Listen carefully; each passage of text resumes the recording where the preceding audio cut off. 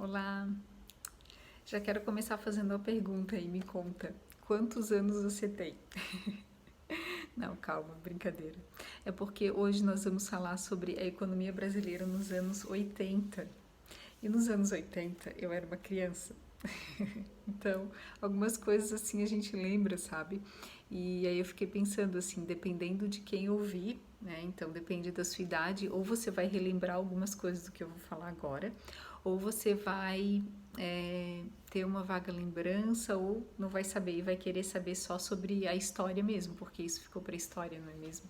Tem coisas assim relacionado à economia dos anos 80 bem complicadas, assim, foi uma fase bem complexa. E isso a gente vai tratar revisando esse mapa mental aqui, ó. Economia brasileira dos anos 80. Então aqui eu coloquei em verde e amarelo, 80 mais um vermelho aqui, porque foi uma situação complicada nesse período. E aqui em cada ramo do mapa eu explico cada plano que foi traçado para a estabilização da economia.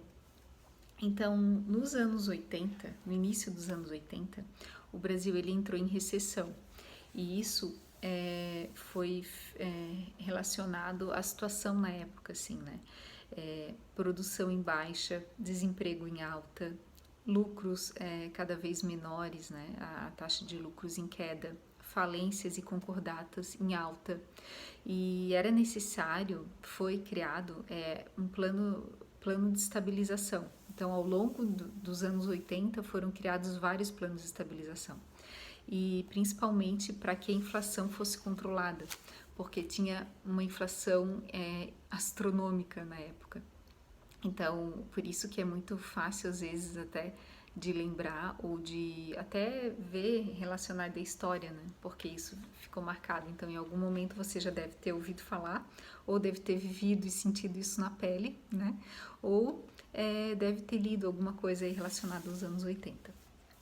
Então, a gente começa aqui falando do plano cruzado. Foi o primeiro plano de estabilização criado. E um cruzado, ele foi equivalente a 1.000 cruzeiros na época. E aí eles já começaram a fazer congelamentos, então fizeram congelamentos de preços e de salários. Teve a criação de imposto, o IPC, o índice de preço ao consumidor, não é imposto. O índice de preço ao consumidor, o que ele fazia?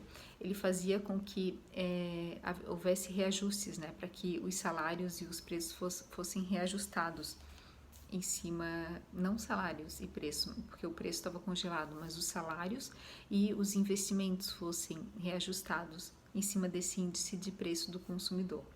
E também teve a criação do seguro-desemprego. Ele foi criado nessa época lá do Plano Cruzado. Depois do Plano Cruzado, ele não teve grande sucesso, principalmente em relação à inflação, e veio o Plano Bresser. No Plano Bresser, teve um novo congelamento. E aí teve aumento de impostos para ver se controlava a política fiscal e redução dos gastos do governo. Essas duas coisas relacionadas à política fiscal. E em fevereiro de 87, o Brasil decretou moratória.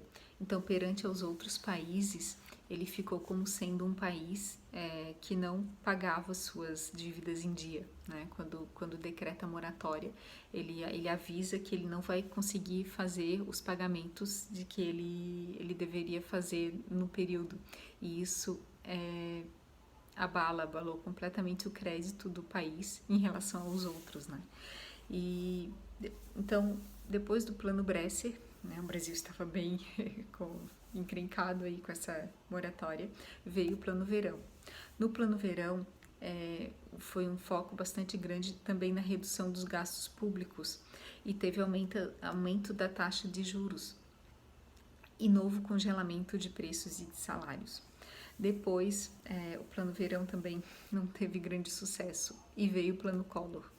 Depois do Plano Collor, já ali início dos anos 90, teve aquele bloqueio dos ativos financeiros, com mais congelamento de preços e de salários, substituição do cruzado novo pelo cruzeiro e a incidência do IOF também Imposto sobre Operações Financeiras.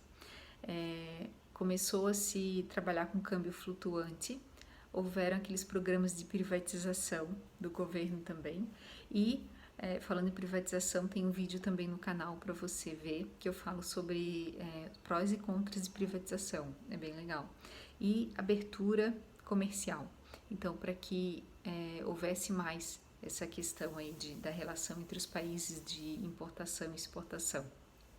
E aí o Plano Collor também não teve grande sucesso em relação à inflação, que era o principal objetivo na época, né? Então a gente passou aí praticamente todos os anos 80 com alto índice de inflação e fechando ali no início de 90 com o Plano Collor.